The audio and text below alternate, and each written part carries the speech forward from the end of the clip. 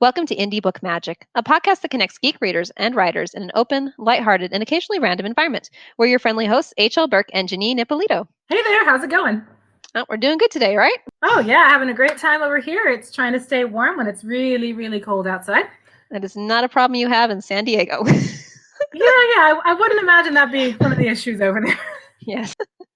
But you come to miss seasons, though. I kind of envy my friend's snow pics. But we're not talking about snow today. No, not today. Today we are talking about books. That's our favorite subject. And specifically about books, we are talking about some of our favorite books of 2017. Right, Heidi?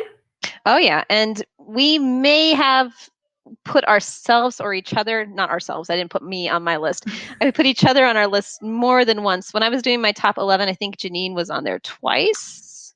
Yeah, and Heidi's usually on my reading list a lot as well. Surprise, surprise. We actually like reading each other's books a lot. This is, I know you would totally expect a podcast to have people who hated each other's books on it, but no, we actually really like each other's books. It might be more interesting if we hated each other's books. Actually, yeah, you would get some really horribly snarky, bitter back and forth and everything. But since that is not the case, we're actually going to do shout outs for each other's books first, rather than populating all of our favorite lists with each other's books, because we want you, the readers, to get a full plethora of book things, not just us, even though, we are awesome. And it would be awesome to just hear us pat each other on the back for a half hour, but I'm not sure. Well, awesome for us. Yeah, so we understand that, the world does not actually revolve around us. And so we're going to do just a quick shout out about which of each other's books got on our lists before we go into the general theme things, just to kind of get that out of the way there. So I am going first. And for Heidi's books, well, she is one of those ridiculously amazing, prolific authors who says, hey, I'm just going to put out a trilogy and then all these extra books this year. If you have not read her Spellsmith and Carver trilogy, you need to, because it is amazing. She comes up with a really, really fun creative magic system that involves symbols and wax tablets, and you write it on a piece of paper and the paper explodes, which is really cool. I like explosions.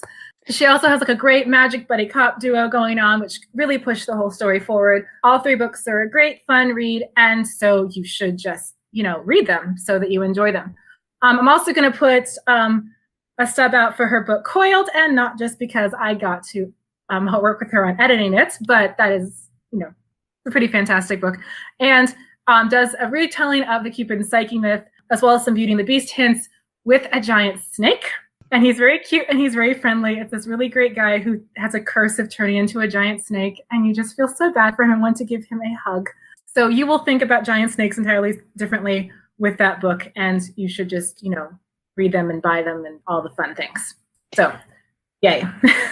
Oh, yay. I can't resist a giant snake. I don't know what it is with me and reptiles, but on the subject of reptiles, I love Janeen's Lawless because it had reptiles. Are dragons reptiles technically? No, yeah, in my book I really reptiles. Yeah, I totally make them reptiles in that book. Yeah. Gotcha. So it had dragons. It had dragons. Let's just say it had dragons, and I think I know that by now that I've got a reputation of the dragon person. So when there's a book that has a good, interesting take on dragons or dragon shifters, I'm there. And this one had really interesting magic, and there was this cool steampunk flair, which made everything I was imagining everybody in goggles and top hats and all the cool stuff, and the airships, and two really great guys, and there was kind of a love triangle, but they weren't being really ridiculous about it. And I don't know about you. I kind of it was obvious to me what she was going to pick. I don't know. I kind of like that about a love triangle, though, because if one guy is a real jerk, or, if one guy is obviously not right for her, I don't like playing with well, will she? I'm like, no, because she's not an idiot. Yeah, and that was one thing I enjoyed with that book in particular, was trying to show that love triangles don't mean that everyone likes everyone else. It just means that two people happen to like the same person. That person could very well only like one of them. And so this modern idea that where the person, the object of love affection likes both types is actually fairly new. And a lot of love triangles, it's more two people like one person, and one of them just has to deal with it and shut up, and the other one gets her, which is even better, or gets him, as the case may be, because guys can be in love triangles too. But usually. Yeah, as the object of affection, not just as the pursuer. Yeah, it's good because I don't like the wishy-washy MC. I don't mind if they have a little bit of indecision, but if they're spending the whole book playing both guys, and it always drives me crazy, and then I start hating her. And this didn't do that. So I was like, yes, that's good. And my other one that you had also kind of played on romantic tropes, played them a little different, was Hearts Ablaze. Now, there's a really weirdness of the kidnapping genre in romance where the guy kidnaps the girl and she falls in love with him. Maybe it's because of Beauty and the Beast, though I don't think that's the same thing, but Yeah, it I'm not always weirds sure. me out. It's like a legit subgenre that kind of crosses over a lot of like, especially paranormal romance with like regular romance, and it's called I Love You So Much That I Am Going to Kidnap You, and that will magically make you love me back. Yeah, and I like the way you did it because in this one, the guy isn't malicious. He's just a little clueless in a naive, like, I don't belong on this planet sort of way. Yeah, he's got some cultural issues, and I figured in his culture, you know, you just know these things. So he didn't think he had to tell her that he was going to sweep her off. She should just figure that out. He kind of forgot that part of the engagement story. And there were also fire lizards. Do those count as reptiles? Yeah, they totally do. I love those. That's like my favorite part of the whole thing was the fire lizards of death. And they had lizard spit, which is not something you see a lot of in romance novels, but it really makes it better. So yeah, that was a big favorite of mine. So yeah, we've learned today that I like romantic tropes done better, reptiles, and lizard spit. You really just can't go wrong with lizard spit, I tell you what. Yeah. So I think we should probably get into books that aren't ours now because they probably want to hear about something else, right? That would be kind of nice, yeah. So let's go ahead and talk about books that aren't actually our books, Heidi. As we went through our list, we decided instead of going for a top 10 list, we were going to look through what we read in the past year and find themes, different themes that we tended to read or find books on that were like, oh, that's a thing. And for my first theme that I found, it was underdogs. I love a good underdog. I love a good outcast. It's called If You Put Them in an Impossible Situation Where Everyone Hates Them, Sign Me Up. For the underdog story, one of my favorite underdog books that I read this year was actually Sewing by Angie Gurgalunas. And it's interesting because it has these two main characters and two main character POVs, and they're part of this medieval dystopian world that's like fantasy, but it doesn't really have magic or anything in it. And they are under the thumb of this occupying force called the Hokondans, who are there for their protection to protect them against the real bad guys. And of course, the protectors are in fact, in some ways, a lot more oppressive than the actual bad guys, or at least that's what the first book leads you to believe. So it has a really interesting dynamic of that. If you like TV shows like Turn, where it has like Revolutionary War spies in it, or like things to do with World War II with spies, this is kind of the book for you because it takes that in a medieval dystopian environment and recreates that, the intrigue, the tension, though we don't like these protectors, they're really oppressors, but we can't say that out loud, so we must be secret and do all these secretive things. And of course, the sisters are on two opposite sides. One thinks the protectors are amazing, one thinks they're like the spawn of Satan. So you have really good dynamics there, and some really fun, obnoxious male characters as well who have lots of snarky, evil things going on there. So that's one of my favorite underdog ones going on there. I think underdogs is a really classic theme, though. Yeah, it really is, because it automatically makes you really want to cheer for that person, you know, because maybe it's kind of us being Americans in our American culture. We don't like the idea of people getting, you know, downtrodden and oppressed and everything. That's just not cool. So it's just a really fun thing to play around with. So I think that was probably my top underdog pick of the year, actually. I'm not sure this is something I seek out, but I think that you come up with them because it's like you want to see that character fight. So that's a really good character archetype. For me, that would have been a character whose name I will mispronounce if I try to say it, because Mark Secchia loves his really elaborate words. I think her name is Julia Lima, but she goes as Leah as most of the book in Dragon Friend. You know, she's the adopted daughter of the king who gets thrown from an airship and sliced open. Like in the first bit of this, she like goes to this fight that she's pretty much shredded in. And then she has to heal while befriending a little dragon named Flicker, who's himself, he's a dragon now. He's a tiny dragon. So that was my favorite underdog story because dragons.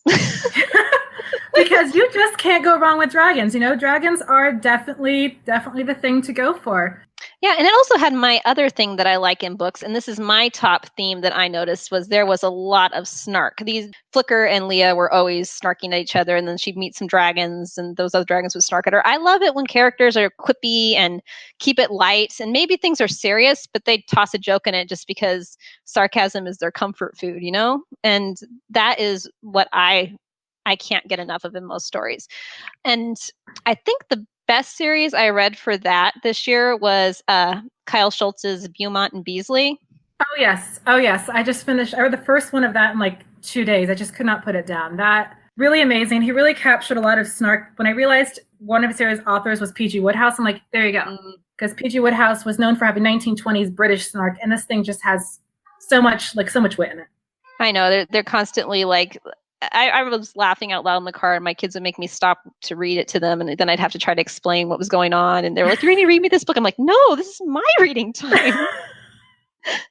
But yeah, there's the constant sarcasm and the whole when characters are in kind of a ridiculous position, but they kind of reference it. They don't try to play it off as super serious. It's like, okay, well, there's a magic carpet now.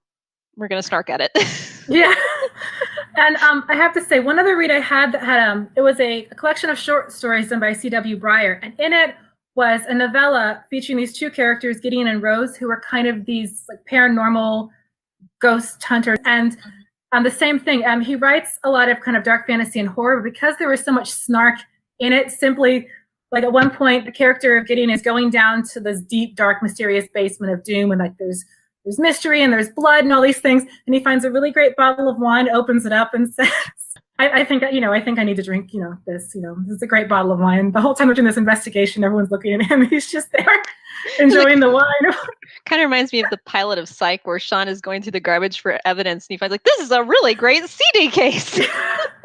Yeah, and especially if you're doing something like dark fantasy or horror, those kind of things, adding that bits of snark really, lightens it. It makes you want to keep going and further reading further, etc. Yeah, because otherwise I sometimes need to take breaks, and it just like I can't be down for too long a period. You need those spikes. All right, and so we talked about underdogs and we talked about snark, and the third theme for this episode and my second theme is, of course, romance. And I like romance. It's like one of those things. People meet me and I'm kind of like really cut and dry, and then they're like, "Oh yeah, I love romance," and they're like, "What?" Yeah. And as I look at my list, I got a lot of romance on here. But the thing is, all of it is wrapped up in these other subplots. So I tend to really enjoy romance, not for the sake of itself or for the sake of lots of drama, but romance in the middle of these impossible situations, and it's the situations that put tension on each other. One of them I read was Reconciliation by Amy Brock McNew, and it's like, oh, this great, sweet, passionate romance. Wow, they're hunting and killing demons, and demons are hunting and killing them. It's like that's just the way you do it. And this couple is like going out there and hunting and killing demons and having fights over who gets to protect who with their amazing collection of weapons and stuff. And I'm like, I like romance that's kind of built around plots like that, not necessarily romance that exists for its own sake. Another one that had some good romance in it was Songweaver's Vow by Laura Van Arendijk. Wow. It's really another retelling of Cupid and Psyche. It has a beautiful cover. And the romance is great because, again, it's part of the story, and she actually sticks pretty close to the myths. So it, of course, in Cupid and Psyche, when she sees him, oh no, everything is over. But she does a good job of explaining that and making it make sense in this whole very brutal Norse mythology world. So again, it's not just about the lovey-dovey time or, oh no, I saw you looking at someone else, now you like them more than you like me kind of stuff. It's called, no, we have people who are trying to start like the end of like Ragnarok and everything and are trying to kill people and, that kind of stuff. For me, a romance needs to balance. There needs to be a little internal conflict, but the external conflict, it needs to be more important because it seems like a lot of romance falls back on couples fighting over things that I wouldn't personally fight about, and then it kind of loses me. Like, I wouldn't get mad at my boyfriend or husband if he did or said that. So I don't want to spend too much time on things I can't relate to. Yeah. And even if there's like internal conflict, it needs to be well anchored in things that make more sense than just, again, really simple misunderstandings. Like if there's deep personality clashes, those are really interesting to see this couple that is clearly in love having deep personality issues but still love each other. Past trauma, maybe. Like, yeah. We all have our baggage. Yeah, just not things that are like, wow, you just literally misinterpreted this and now like there's crisis and the relationship will end. It's like, no, Yeah, I get tired of the walks into a coffee shop, sees your boyfriend having coffee, runs out and breaks up with him without asking to see if it's his sister first. Yeah, but for those, I'm kind of like, you know what? Like, I guess you just really weren't into that relationship to begin with. Okay, and so what's our final theme that we're talking about today, Heidi? We are talking about magic because I love fantasy, and if you have fantasy without magic, is it fantasy? That is a whole nother debate topic, but it can And be. This is a podcast called Indie Book Magic, so We need the sparkles, and I love things that sparkle and shine. I'm going to call out Helena for this because I love the system of the alchemy in there, which is more sciencey than magic. But to me, magic is anything that doesn't exist in our world and that you can play with it a lot. Like, is the Force magic? Is the computer system that gives you holograms in the Enterprise magic? No, not technically, but they provide something that this world doesn't have that allows you to explore ideas and themes in a way that you couldn't otherwise. So to me, that's magic. And I love it when magic is not completely like explained. I don't need my magic to be explained totally, but I like there to be rules to it. So it's just not a snap your fingers and everything is better, or it's not inconsistent. And sometimes you're able to save somebody's life of it, and sometimes you can't. And I like a book that holds all that together and keeps it really good. Another one that really did that well was the Puzzle Box series, and just keeping rules and then using it in a unique way, because I have never seen bee magic before. Oh, wow. Bee magic. Yeah, usually people think of bees as honey or as please don't sting me. Yeah, and it was like a real honey of a book. And there we go. You know that we like puns here. Okay. That one's by K.M. Carroll. I should say the name so you can look it up. And Helena is by Sarah Delana White. Yes. And those are both the books that really got me into it, just because the magic system was fun to play with, and I would have liked to play with it in my own world. I'd say for me, magic, The Mermaid's Sister by Carrie Ann Noble is definitely one that I would say I like the magic in, because it was written in a very historical, like old-timey style.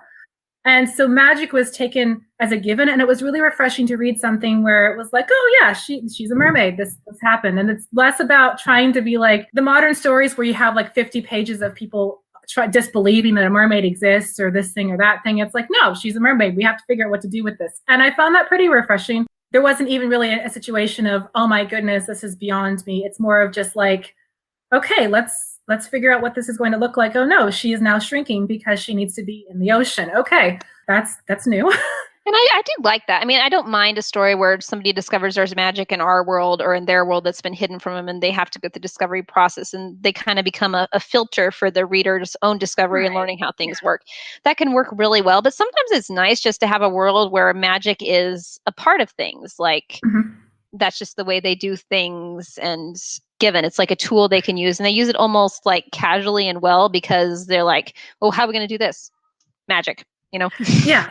And in this case, again, it was in a style that it melded very much a historical fantasy fiction. So it melded what we actually have in our world only 200 years ago with other tropes and mythologies and things like that. And I just found it really charming the way that was used very smoothly. It's good to read things you like. And that is one thing I want to encourage you here. It is always a good thing to expand your horizons. And it's a good thing to like say, okay, I'm going to try something new and try new things on your reading list every year. And Heidi and I both have different resolutions and things for our book reading list and what we want to go through. But at the same time, we do not judge you for a DNF. Okay? If you can't finish it, that's okay. Put it down and read another one. There's no teacher here looking over your shoulder saying you have to finish the book. And life is too short to read something that you're just not into. Even if you're afraid they're going to judge you on Goodreads. They judge everyone on Goodreads. Everyone gets judged on Goodreads. So my resolution for this year in terms of books is to read 25 books. I managed it last year. And with me doing a lot of editing work and manuscript reviews, 25 is about as much as I can do for fun reading. And yes, some of those will be short stories. And actually this year, I'm going to look more into comic books and illustrated novels and those things. I think the visual style of storytelling has a lot to offer people who usually write just facts. The way they use space, the way they use action, the way they use color and not so much description, but the way that they use art to enhance and tell the story, I think can have some useful crossovers for writers. And plus, it's just fun to look at pretty pictures, honestly. Oh, we all love pretty pictures. Yeah, so that's something I'm looking to add to my list. So if anyone has any like recommendations for good graphic novels or illustrated novels, just, comment on it on the Indie Book Magic page.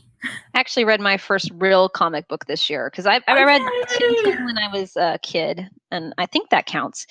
But other than Tintin, I'd never really picked up. So I picked up Miss Marvel I got it for free. It was a download that Amazon offered in return for something else I bought. I forget what. It was like, you can have a free credit towards a comic book. I'm like, I will read a comic book.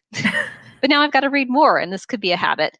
But my resolution, I'm not trying to show you up here, but I read a lot of short stories, so I try to keep that in mind because I do count short stories. Short stories totally count. I'm going for 52 books, one a week. Very nice. Yeah, go ahead. I that was my 2016 limit, and I got 55 in 2016. So I went ahead and made 55 my goal for 2017 on my Goodreads challenge, and it was stressful. So I'm backing back down to 52. Yeah, those 3 books can make the difference sometimes. Yeah, and I ended up counting a book I wrote. But I did read that dang book like 3 times during editing, so it counts. No, this is the thing. Like when I count books, that's something else I have to tell you. If I edit a book and then that book gets published that year or the next year, I count it as having read it because I have read it. I was the editor, or I was their content reviewer. I did something with that book. I'm counting it. Yeah, I count better reads definitely too. As long as it gets to press within a time frame, I can count them. And I would like to read more longer books now. I mentioned that I count short stories, but I rely on them as kind of a crutch to fill up my reading time. It's like I'll go for a week and read like all the short stories to just get myself back on track. So I'm going to try to read at least one full-length novel a month. Wow. And not rely on short stories. I do the Fellowship of Fantasy Indie Book Club, so I do have an assigned book that will hopefully count towards that every month. So yeah, although we should put like a word count on this one because some of the ones that Fellowship of Fantasy takes on are kind of short. So you should like have to read one 150K book like a year. No. I really, I'm like a YA fiction I can't say that word. I'm a YA fiction fan. So I like mine about 70 to 90K. I was gonna say, but you read Helena, and that one was like 115, and I guarantee the second book's going to be longer. So you can just make that one. Hold that long. I guess if it's good, I can read it a long book. You never know going into it. You never know. If you get like 4 chapters in on a long book, and then you're like, do I stop or do I cut my losses? Yeah. It's like, you kind of want to finish it because you put such effort into it, but you're also like, I know. Well, first of all, I want to invite readers to share with us on our Indie Book Magic Facebook page what you are planning on reading in the new year and what your book resolutions are, or books you liked with the previous year, link drop, whatever you want to do. We love to hear from you. So go ahead and share that with us. And next week, we are going to be doing weird and wacky world building because we can. And it's awesome. And we like finding out cool things. And really creative and unique world building is a fun thing to have in books. So that's what we're going to feature then. So come back and see what we're going to be talking about. And later on this month, we are going to have a mystery guest of awesome, and they're going to be interviewed, featured, etc. on this podcast. And so we hope that you will tune in for that. And thank you so much for tuning into Indie Book Magic. Yes, thank you. And I hope you had a good time today.